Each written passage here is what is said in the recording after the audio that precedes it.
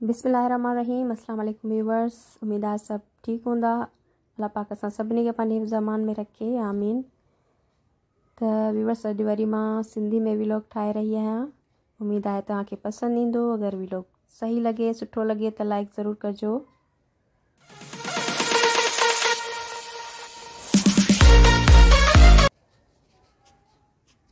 त ॻाल्हि इहा आहे त इलाही मूंखे जेको आहे सा फरमाइश अची रही सिंधी में वीडियो ठाहिण जे लाइ।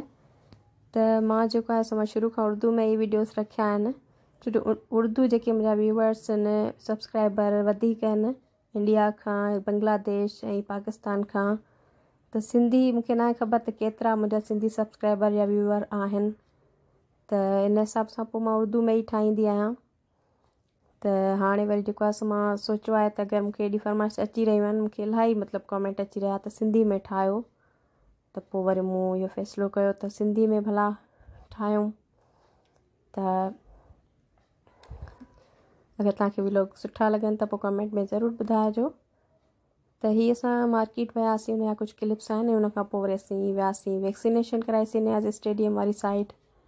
त मुंहिंजी सिस्टर हुतां वैक्सीनेशन कराई, मां अञा नेक्स्ट वीक कराईंदमि सोचे रही आहियां। हुन खां पोइ वरी असां कुझु शॉपिंग अॻु में कईसीं ऐं वरी पोइ असां घरु आया हुआसीं। त हीअ नंढड़ी बेबी आहे असांजी, हिनखे मां मानी खाराए रही आहियां। क्यूट सी बेबी। त पोइ वरी असां कुझु घर गपशप कई। मुंहिंजी सिस्टर बि वरी मूं वटि ई अची वई हुई, असां वेठासीं, ॻाल्हि ॿोल कईसीं। वरी उन खां पोइ जेको आहे सो मां मुंहिंजी सिस्टर जो मूड थियो त अॼु वेजिटेबल जेका आहे सा बिरयानी पंहिंजे हथनि जी खारायो। त पोइ वरी मां जेको आहे सो हुनजे लाइ ठाही बिरयानी। हुनजो मूड थी रहियो वेजिटेबल बिरयानी खाइण जो, छो वेजिटेबल बिरयानी बि इलाही टेस्टी थींदी आहे। त हुन चयो अॼु वेजिटेबल बिरयानी था ठाहियूं।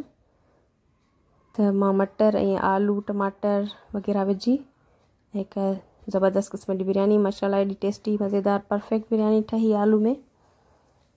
त हीअ मां बिरयानी ठाहे रही आहियां। हीअ सिर्फ़ु मां थोरी 2 कप चांवरनि जी बिरयानी ठाहे रही आहियां, मिड़ई टेस्ट जे लाइ, छो जो बसि इन मूड थी रहियो हुयो। त हीअ बिरयानी रेडी थी रही आहे। ऐं इन खां पोइ हीअ वरी मां जेको आहे सो न्यू बॉर्न बेबी जे लाइ बास्केट रेडी करे रही आहियां, जंहिंजी इंशाल्लाह मां जेको आहे सो फुल वीडियो मां तव्हां सां ज़रूरु शेयर कंदमि।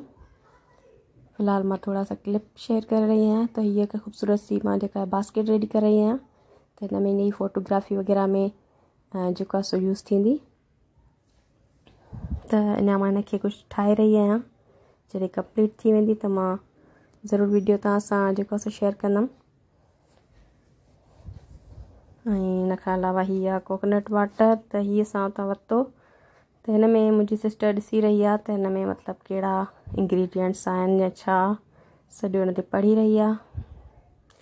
त हीअ बहितरु आहे या फ्रेश वारो कोकोनट बहितरु आहे, त इहो असां डिस्कस करे रहिया हुआसीं। त अगरि हीअ बहितरु आहे त पोइ हीअ वठी माण्हू स्टॉक रखी छॾे, छो जो फ्रेश वारो जेको आहे त उहो बि वरी थोरो वठणु मुश्किल आहे, मार्केट वञण ऐं सॼो हुन में ईज़ी बि आहे। त हिन ते हीअ पढ़ी रही हुई हिन जे बारे में सभु कुझु इंफॉर्मेशन। त वीडियो तव्हांखे कीअं लॻो, लाइक कजो ज़रूरु। ऐं अगरि चैनल खे सब्सक्राइब न आहे कयो त चैनल खे सब्सक्राइब कजो। ऐं इंशाल्लाह अॻिते बि मां सिंधी वीडियोस ठाहींदमि तव्हां सभिनी जे लाइ। ऐं विच विच में उर्दू बि ठाहींदसि, छो जो उर्दू मुंहिंजा काफ़ी सब्सक्राइबर्स व्यूवर्स आहिनि। त उर्दू बि ठाहींदमि, सिंधी बि ठाहींदमि। सपोर्ट कंदा रहिजो ऐं पंहिंजो ढेर सारो ख़्यालु रखिजो ऐं असांखे पंहिंजी दुआउनि में यादि रखिजो। Thank you for watching. Allah हाफ़िज़।